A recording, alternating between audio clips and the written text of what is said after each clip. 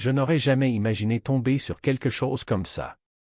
Tout a commencé lorsque j'ai eu accès à une zone interdite dans les sous-sols d'anciennes archives théologiques de Rome, une salle de pierre froide cachée sous la bibliothèque apostolique d'Aticana.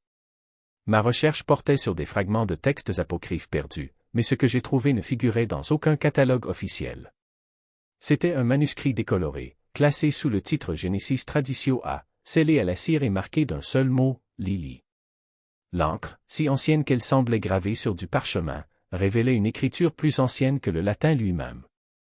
La première ligne du texte a bouleversé tout ce que je pensais savoir sur la création. Avant Ève, il y avait Lilith.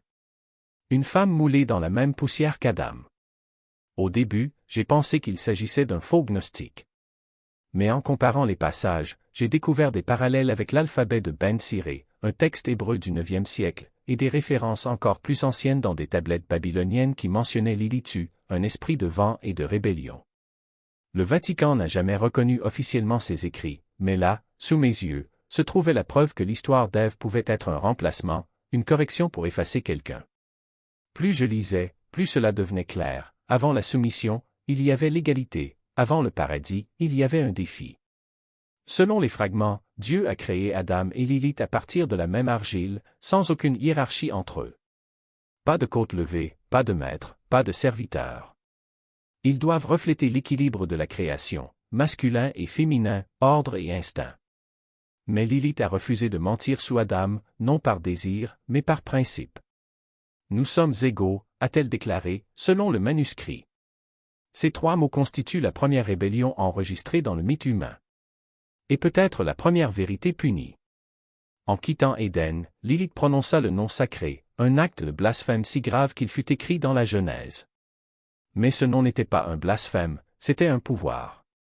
L'inévitable tétragramme, le souffle même de Dieu, un mot que seuls les anges et les prophètes devraient connaître. Pendant des siècles, l'Église a prétendu que dire cela entraînerait la mort. Pourtant, Lilith l'utilisait pour se relever, pour se libérer de la soumission. Cela seul explique pourquoi son nom a disparu des Écritures. Elle n'était pas maudite. Elle s'est échappée. Je me souviens avoir fermé le livre et être resté là, immobile. Les gardes à l'extérieur pensaient que je priais, mais j'essayais de comprendre comment une histoire si ancienne, si vitale, avait pu être enterrée pendant des millénaires.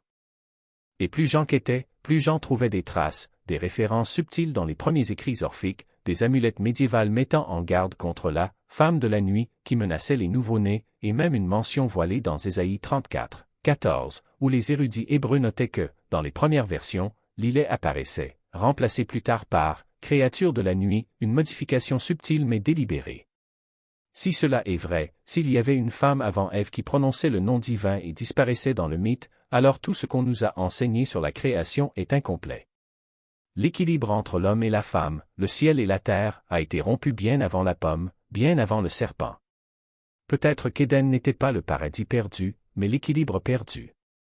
Et c'est pourquoi le Vatican craint son retour. J'ai parlé à des prêtres qui refusent même de murmurer leur nom. Un jésuite âgé de Florence m'a dit qu'il l'avait vu mentionné une seule fois dans l'ancien Codex Monum du Vatican, un catalogue restreint d'entités classées comme Spiritus Pertiti Esprit perdu. Lilith ne faisait pas partie des démons, mais dans une catégorie appelée Feminur Excellu, la femme exilée. Décrit comme « autrefois humain, autrefois divin, maintenant oublié ». Cette phrase m'a hanté. Comment quelqu'un qui était autrefois considéré comme divin pourrait-il devenir l'incarnation du mal, à moins que cette transformation ne soit intentionnelle? En suivant les indices, j'ai découvert que la première fois que Lilith a été officiellement qualifiée de démon, ce n'était pas dans la Bible, mais dans le Talmud babylonien, compilé vers le 5e siècle. Dans ces textes, elle est accusée d'avoir étranglé des enfants et séduit des hommes dans leurs rêves. Cependant, plus je lisais, plus les contradictions apparaissaient. Dans un fragment, elle s'appelle Lilith Arwak, l'esprit du vent. Dans un autre, c'est la mère errante. Il ne s'agissait pas de description du mal, mais de tentative pour le redéfinir, pour transformer le pouvoir en menace, la liberté en péché. Au Moyen Âge, son nom devient une arme. Des théologiens tels que Petrus Comestor et saint Isidore de Séville ont répété son histoire comme un avertissement aux femmes, obéissez ou devenez comme elle. Lilith est devenue l'ombre utilisée pour imposer la soumission. Chaque récit sur des femmes accusées de sorcellerie, de séduction ou de rébellion portait son écho. L'Église a trouvé la figure parfaite pour justifier la peur de l'indépendance féminine depuis des siècles. Mais toutes les traditions n'acceptaient pas ce mensonge. Dans les anciens reliefs mésopotamiens, Lilith n'apparaît pas comme un monstre, mais comme une gardienne ailée, parmi les lions, brandissant les baguettes et les anneaux de l'autorité divine. Cette image, trouvée sur Berni-relief et datée de 1800 avant J.C., est antérieure même à Abraham. Les érudits débattent de son nom, mais sa figure dit tout: force, symétrie, souveraineté. La même femme que le Vatican qualifierait de diable symbolisait autrefois l'équilibre divin. J'ai commencé à comprendre le vrai sens de sa diabolisation. Il ne s'agissait pas de moralité, mais de contrôle, de dépouiller l'humanité de l'aspect féminin de Dieu. Le principe nourrissant, intuitif et transformateur. Avec Lilith effacée, l'équilibre entre création et destruction, amour et justice a été rompu. Le divin est devenu exclusivement masculin, et depuis lors le monde boitille. Par conséquent, lorsque j'entends des prédicateurs avertir que Lilith représente la rébellion et la tentation, je vois quelque chose de complètement différent. Je vois la voix qui a refusé de s'agenouiller. Celui qui a dit « non » quand le monde exigeait le silence. Le Vatican la traite de diable parce qu'il craint ce qu'elle représente, non pas les ténèbres, mais la restauration. Et peut-être, juste peut-être, c'est pour cela que certains disent que son retour n'est pas une malédiction. C'est un calcul. J'ai trouvé la première référence à son alliance non pas dans un texte religieux, mais dans un fragment du testament d'Amram, découvert parmi les manuscrits de la mère morte à Qumran. Le parchemin décrit un esprit féminin de lumière et d'ombre qui rendait visite aux enfants des hommes et leur enseignait les secrets des observateurs. La plupart des érudits ont ignoré ce passage, le considérant comme symbolique. Mais dans un autre texte supprimé, l'alphabet de Ben Sera, c'est clair. Après avoir quitté l'Éden, Lilith s'enfuit vers la mer Rouge et rencontre des êtres qui n'étaient pas entièrement humains. Les mêmes êtres que le livre d'Énoch appellera plus tard « observateurs », les anges qui descendirent sur terre et prirent femme parmi les mortels. Les textes disent que Dieu a envoyé 3 anges sans vie et ce mange-laf pour la ramener. Mais elle a refusé. Ce que les apocryphes omettent, et ce que certaines sectes gnostiques ont préservé, c'est que Lilith a conclu un pacte avec ses anges. En échange de sa liberté, elle, connaître le bien et le mal. Non pas comme une malédiction, mais comme un réveil. Le manuscrit décrivait le fruit non pas comme une pomme, mais comme une lumière condensée, le même terme utilisé dans les textes alchimiques pour décrire la matière primordiale qui précède la création. Et si le péché originel n'était pas une chute, mais une remontée? Et si ce que nous appelons l'expulsion d'Éden était en réalité le premier acte de liberté humaine? Les gnostiques le savaient. Dans un codex trouvé à Nag Hammadi, les apocryphes de Jean, Lilith n'est pas mentionnée nommément, mais son essence est la pronoia, la première pensée, qui descend dans le monde matériel pour libérer l'humanité de l'ignorance imposée par le démiurge. Elle est décrite comme le serpent qui murmure la vérité aux oreilles d'Ève, non pas pour la corrompre, mais pour l'éclairer. Le texte est clair, elle est venue réveiller ceux qui dormaient. Et qui a dormi? Pas Adam et Ève, mais l'humanité elle-même, piégée dans un rêve d'obéissance aveugle. Lorsque j'ai montré ces passages à un rabbin kabbaliste à Jérusalem, il a refermé le livre et m'a regardé avec une intensité qui brûle encore dans ma mémoire. « Tu ne comprends pas, dit-il. » Ils n'avaient pas peur d'elle. Ils avaient peur de ce qu'elle représentait. Une femme qui connaissait les noms secrets de Dieu. Une femme qui enseignait aux hommes comment créer la vie sans la permission du ciel. Une femme qui n'avait pas besoin d'un créateur pour être divine. Il fit une pause, comme s'il choisissait soigneusement ses mots. Lilith n'a pas été chassée. Elle a été exilée. Parce qu'un monde où les femmes détiennent le savoir est un monde où les prêtres perdent le pouvoir. Et c'est exactement ce que confirment les archives les plus anciennes. Sur une tablette sumérienne du 3e millénaire avant Jésus-Christ, découverte à Nippur, figure une prière adressée à Lilithu, la dame du vent nocturne. Il ne s'agit pas d'un plaidoyer pour la chasser, mais d'une demande d'ouvrir les portes du ventre maternel et de chasser les esprits qui dévorent les enfants.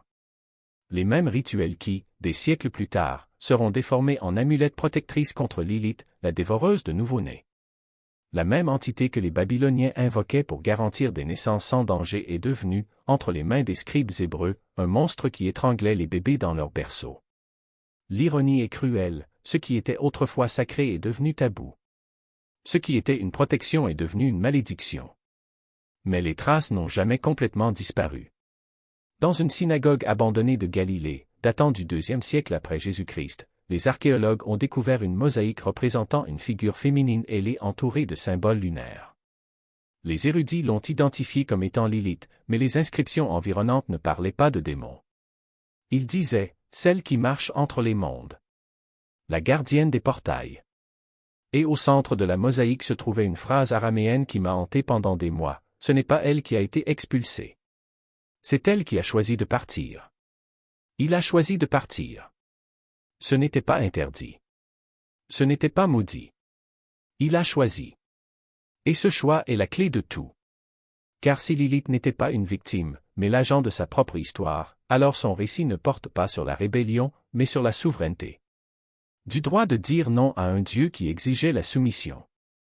Du droit de détenir le savoir que les hommes en robe blanche voulaient monopoliser. Et c'est pourquoi, ces dernières années, son nom résonne à nouveau. Pas dans les recoins sombres des grimoires médiévaux, mais dans la voix des femmes qui réécrivent l'histoire. Chez les artistes qui peignent votre visage sur des peintures murales urbaines, chez les universitaires qui exhument vos mythes, chez les mères qui murmurent votre nom comme un sortilège de protection. Elle refait surface parce que le monde est prêt à se souvenir. Parce que d'une certaine manière, nous avons toujours su que la première femme n'était pas faite d'une côte d'homme. Elle était faite d'argile, de vent, de tempête, et elle portait en elle le feu que craignaient les dieux. En 2018, des fouilles en Irak ont révélé quelque chose d'extraordinaire, un temple dédié à Lilitu, datant de 1800 avant JC, avec des autels contenant des offrandes de miel, de lait et de graines, les mêmes éléments utilisés dans les rituels de fertilité. Mais ce qui a le plus retenu l'attention, ce sont les écritures sur les murs. Il ne parlait pas d'un démon, mais de « celle qui enseigne les secrets de la lune » et de « celle qui marche avec les lions ». Et, au centre du sanctuaire, se trouvait une statue de femme aux ailes de hibou, tenant un calice. Ce n'était pas une représentation du mal. C'était un symbole du pouvoir féminin dans sa forme la plus pure. Quand j'ai entendu parler de cette découverte, quelque chose en moi s'est brisé. Parce que pour la première fois, j'ai vu la preuve que Lilith n'était jamais ce qu'on nous faisait croire. Elle n'était pas l'ombre. C'était la lumière qu'ils essayaient d'éteindre. Et maintenant, comme une rivière qui brise son barrage, votre vérité remonte à la surface. C'est peut-être la raison pour laquelle, ces dernières années, tant de chercheurs qui l'ont abordée ont disparu. Pas de manière surnaturelle, mais de manière très humaine, accidents suspects, dossiers brûlés, coupures de financement. L'histoire se répète. Chaque fois qu'une vérité menace le statu quo, les gardiens du pouvoir agissent. Mais cette fois, quelque chose est différent.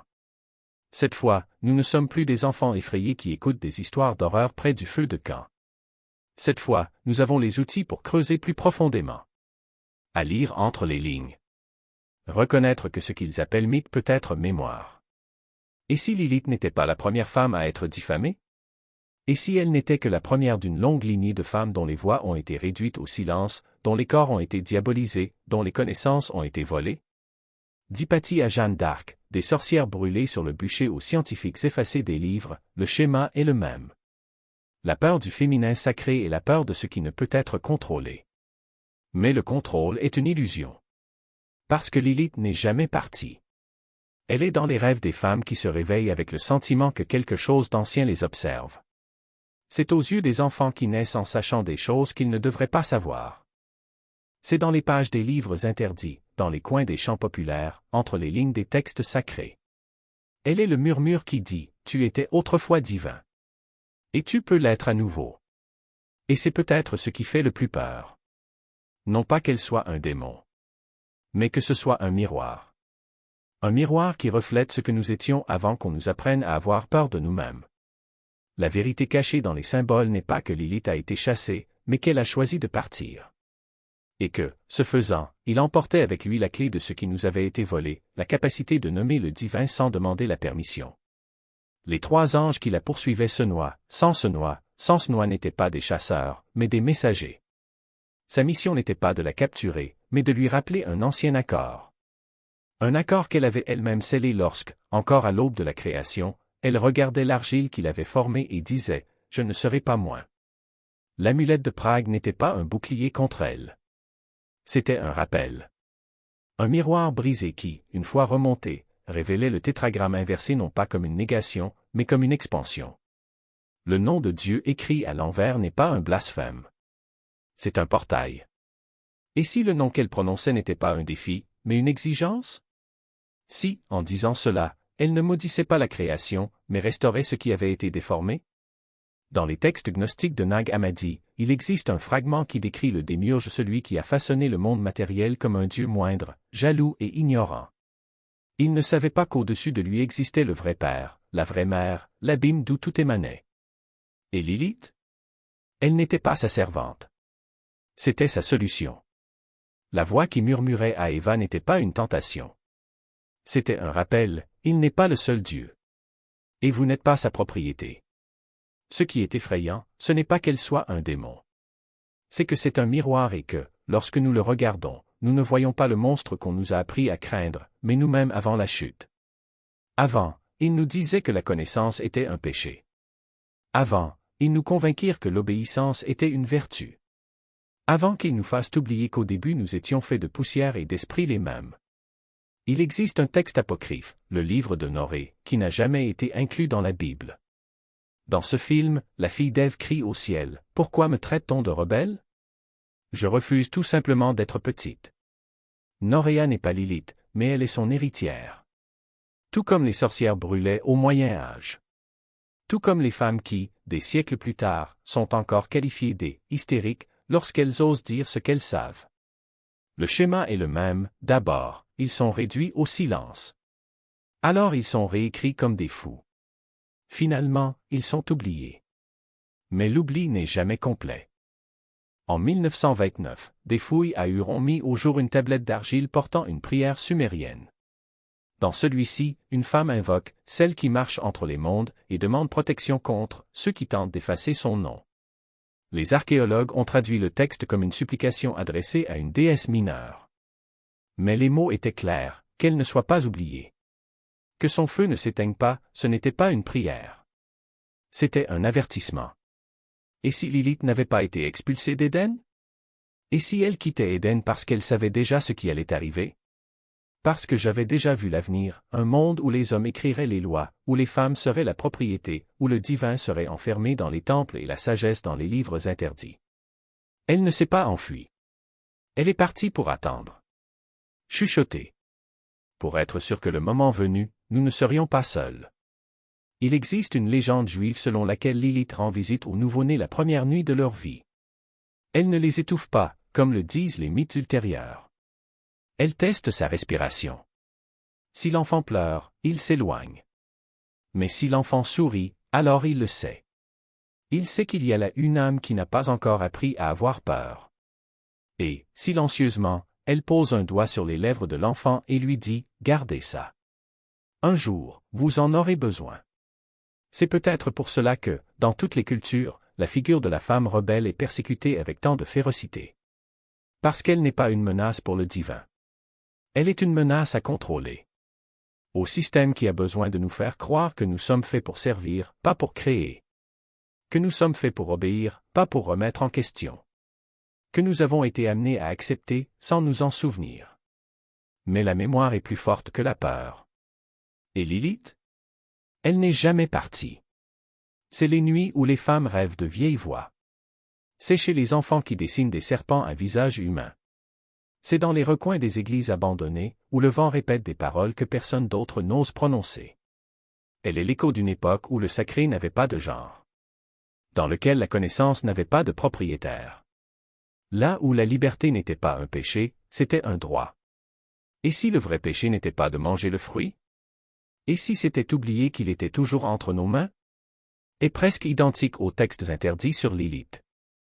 La Mère éternelle, qui émerge de l'ombre n'est pas une figure lointaine, elle est la voix qui murmure dans les moments où le monde insiste pour nous dire que nous ne sommes pas assez. Lorsque l'Église a brûlé ses évangiles, elle n'a pas effacé l'hérésie. J'essayais d'effacer le souvenir que le divin avait toujours deux visages, et que l'un d'eux était sous clé. L'ironie est que même dans les textes qui survivent, les indices sont là. Dans la Genèse, lorsque Dieu dit « Faisons l'homme à notre image », le pluriel n'est pas un hasard.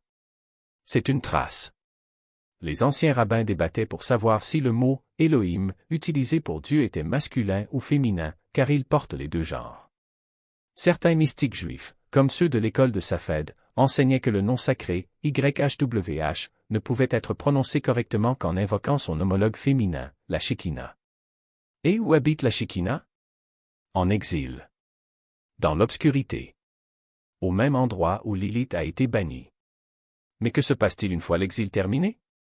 En 1923, un manuscrit anonyme circulait dans les cercles ésotériques de Prague. Il s'agissait d'une copie d'un texte plus ancien, soi-disant écrit par une femme qui s'identifiait uniquement comme « celle qui écoute ».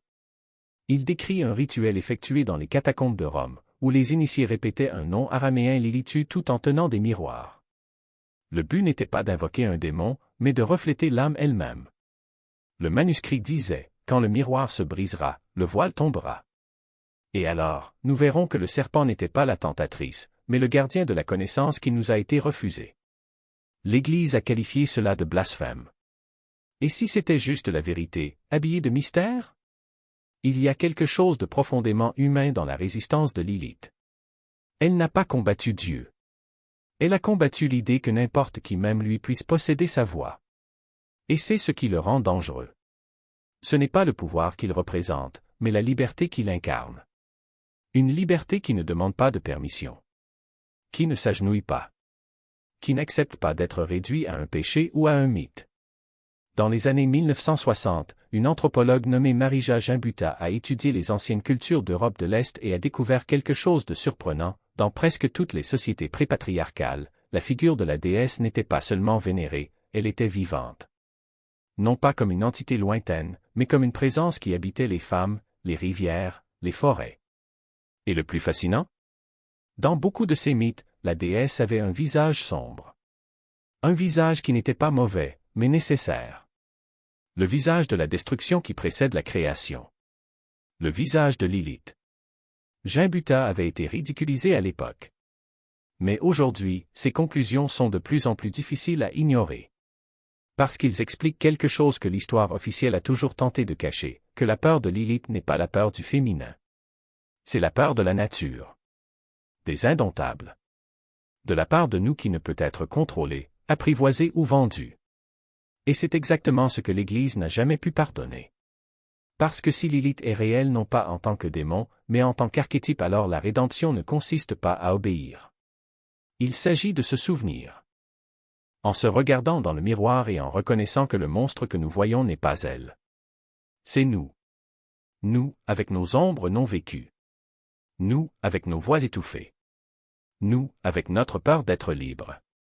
En fin de compte, la plus grande hérésie est peut-être de ne pas croire en Lilith. Mais croyez que nous pouvons vivre sans. Est presque identique aux hymnes mésopotamiens sur Lilith, qui revient d'exil pour rétablir l'équilibre de la création. À travers les siècles et les langues, la prophétie semble murmurer le même avertissement. Lorsque l'humanité pousse trop longtemps le féminin dans l'ombre, les ombres finissent par réagir.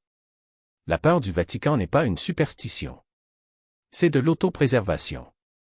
Toute institution fondée sur la divinité masculine s'effondrerait si le monde acceptait que le Créateur ait deux visages et non un seul. Le retour de Lilith dans les prophéties ne parle pas d'un démon envahissant la terre. Parler de l'éveil de l'égalité. Briser le monopole spirituel. C'est pourquoi les fichiers restent verrouillés. C'est pourquoi les vieux prêtres n'en parlent qu'à voix basse. Ils ne craignent pas sa destruction, ils craignent sa vérité. Sans elle, Dieu n'a jamais été un. Quand j'ai atteint la fin de mes recherches, j'ai réalisé que chaque version de l'histoire de Lilith de Sumer à Babylone en passant par le Vatican pointait vers une seule conclusion. Son retour n'a jamais eu pour but de détruire le monde, mais de le guérir. La prophétie que craint l'Église ne concerne pas l'Apocalypse. C'est une question d'équilibre. Les textes gnostiques anciens, tels que la Pistis Sophia, décrivent l'univers comme un être vivant divisé par des conflits, des énergies masculines et féminines en disharmonie. Le rétablissement de cet équilibre, disait-il, marquerait l'ère de la plénitude d'esprit. À cette époque, l'humanité n'aurait plus besoin d'intermédiaires pour atteindre le divin. C'est peut-être ce que signifie réellement le retour de Lilith, non pas une femme de chair et de sang, mais un éveil de la conscience. Lors d'un voyage en Éthiopie, j'ai rencontré un prêtre de l'église de Tewahedo qui m'a montré un manuscrit ancien caché sous le sol d'un monastère. Sur une seule page, il y avait un dessin, une femme à moitié nue, les ailes derrière elle, debout entre un soleil et une lune. Sous ses pieds il était écrit « Elle soutiendra les cieux quand les piliers tomberont ». Il m'a dit que c'était l'un des livres perdus de l'Aube, rejeté par l'Église il y a des siècles. Les catholiques l'appelaient le diable, dit-il, mais nos pères l'appelaient la balance. Ce mot équilibre est resté en moi. Elle a réorganisé tout ce que j'avais lu. Si Ève représente l'obéissance, Lilith représente la conscience. Et si le salut exigeait les deux? Des siècles de répression du Vatican ont créé une foi fondée sur la soumission et non sur l'harmonie. Mais les textes anciens racontent une autre histoire, la création divine est un partenariat. Lorsque le masculin et le féminin travaillent ensemble, l'esprit et la matière s'alignent. C'est l'état à venir. La restauration. Les Juifs appelaient cela Tikkun Olam, réparer le monde. Les gnostiques, de la réunion des éons. Le Vatican, cependant, l'a qualifié d'hérésie parce que cela élimine le besoin de tuteur. Même à l'époque moderne, son nom refait surface dans l'art, la littérature et les rêves. Les psychologues appellent cela l'archétype collectif, mais les mystiques savent que c'est bien plus que cela. C'est l'éveil de la mémoire. Le monde commence à se souvenir de la part de divinité qui a été perdue. Cela se voit dans l'émergence de voix exigeant la justice, l'égalité, la vérité, non pas une rébellion pour le pouvoir, mais le retour de l'équilibre. Chaque mouvement qui défie l'oppression, chaque acte de compassion né du chaos, ressemble à un murmure de son énergie. Le retour de Lilith n'est pas la fin. C'est une correction. Un soir, en relisant le fragment du Liber contre Feminam Prima, j'ai remarqué quelque chose qui était passé inaperçu. La dernière ligne n'était pas une malédiction. C'était une promesse, et quand on se souviendra d'elle, le jardin rouvrira. Cette phrase m'a frappé plus fort que n'importe quelle autre.